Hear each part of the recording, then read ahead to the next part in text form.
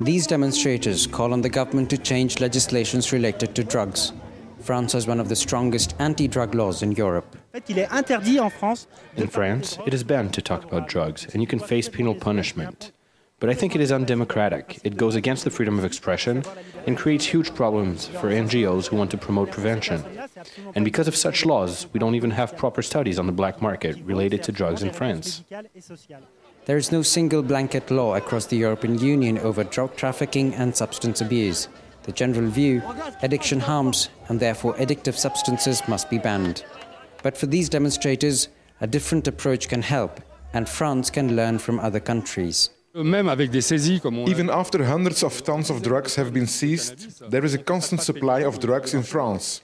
But if you look at Portugal, things have changed. It decriminalized the possession of drugs in 2001.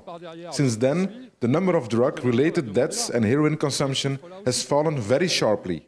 Under French law, possession and sales of drugs and all communication related to drug abuse are banned. The international black market for drugs accounts for just 1% of the global GDP, but even that amounts for a staggering $330 billion per year. Most of the money is raised by drug cartels.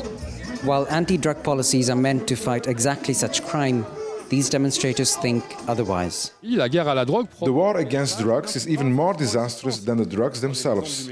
Because of the laws in rich countries, drug consumption is high. This leads to creation of drug cartels which kill more civilians in Brazil, Colombia and Mexico than all the civilian deaths in Iraq, Palestine and Afghanistan put together. Thousands have taken to the streets across France to protest against these deaths and the laws that caused them. The government is yet to announce its stance. It remains to be seen if calls for changes in law will be heard by lawmakers. In the coming days, lawmakers from G8 member countries will be meeting to talk about drugs. Ernest Press TV, Paris.